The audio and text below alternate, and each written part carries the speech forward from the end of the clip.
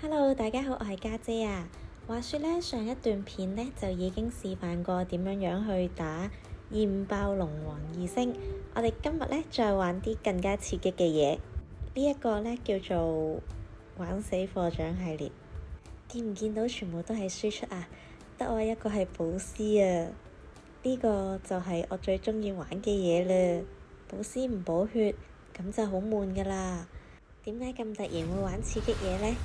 就係話說有一次我飲醉酒，咁跟住我就發現我好似未打魔神喎，我就亂咁邀人過嚟同我一齊打啦。跟住呢，嗰一次佢哋同我講返呢，我嗰次打魔神係冇彈嘅，係課長大大們幫我彈嘅。我話吓，咁勁，咁就一定要玩多次啦。咁所以呢，我就叫佢哋再同我玩多次啦。好犀利㗎，佢哋見唔見到啊？真係彈到㗎喎，唔死喎。呢段片唔使睇我點樣玩寶師嘅，我係瘋狂咁補血同埋復活嘅啫。仲有就係考驗我嘅急速值，只要急速值夠呢，咁我就可以補到佢哋血啦。同埋佢哋4個都係好強嘅輸出，咁所以只要打得快咁就 OK 啦。仲有就係要睇下隻 boss 佢依家打緊邊一個，咁我就要專心幫佢補血同埋落盾。我覺得2星嘅補攻呢，對佢哋嚟講都冇乜難度嘅，所以呢，我之後嗰一段片就係玩得再癲啲。紫色就係去左邊，同上一段片一樣，記得要睇佢個箭嘴啊！通常玩呢啲刺激嘅副本呢，作為寶師就一定要補血，唔係輸出。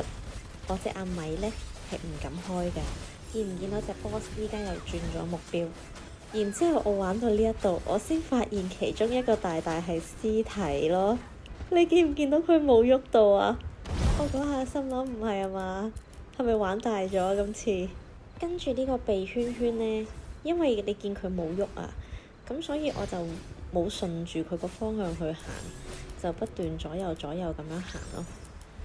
然後大大又追咗過嚟啦，仲有14%，課長又要單挑佢啦。去到呢個位置係最刺激㗎，依家得返10幾%。跟住呢隻王要開始開呢個指定技能，所以佢一定會死。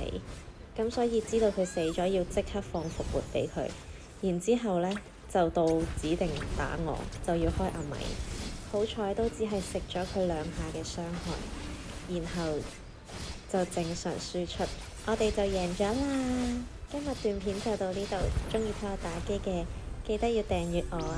有任何問題都可以留言俾我，我答到就會答你噶啦。仲有要記得俾 like 我啊！家姐已經開咗個 IG 係課打機噶啦，記得 follow 我啊！我哋下條片再見啦，拜拜！